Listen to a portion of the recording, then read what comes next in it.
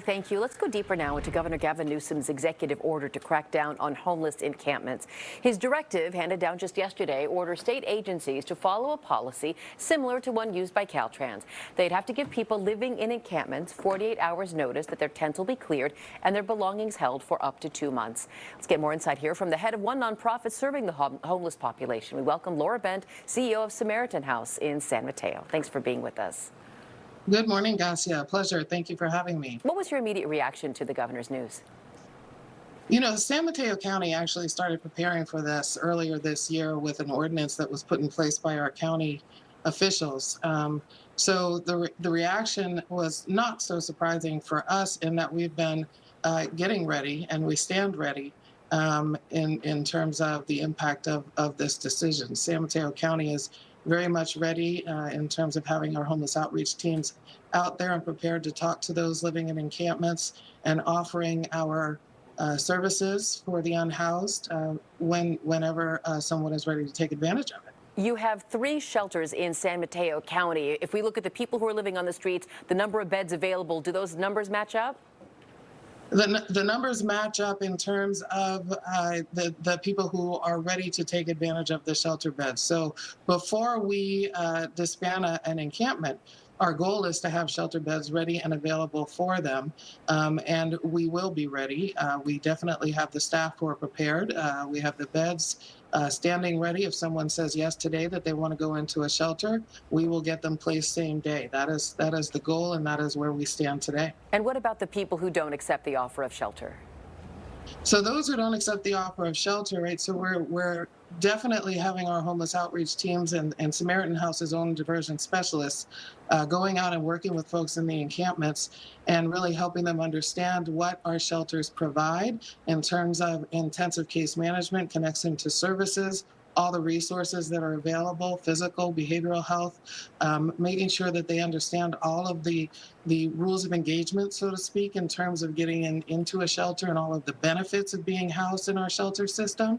And so if they're not ready, our job is to ensure that they get ready by continuing to reach out to them and offer them the services that we have available. Some people have let's say, not enough compassion for those who reject an offer of shelter, whether it be in one of your facilities or another organization's.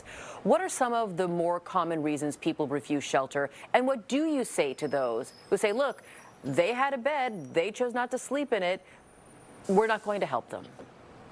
So the issue of unhoused is very complex. I think our role as an organization working with the unhoused population is to help folks understand that this issue is very complex. Those who have been living unhoused and are considered chronically homeless come with very complex needs. And they come with big fears about going into a structured environment. They've been unhoused for a long period of time, and therefore coming into a structured environment like a shelter can be a little scary for them. And so it is the role of our staff to get out there and ensure them that not only are we trauma informed, but we are highly compassionate, very respectful of their individual wants and needs, and we'll work with them to develop a housing plan based on their needs to ensure that they're successful in our shelter program. We provide safe housing in our shelters, and that is another concern of those who are living on the streets. Will I be safe? Yeah. And so it is our role to get out there and really ensure everyone and show them that our environments are safe and welcoming and respectful to their needs, and that we really want to help them become housed.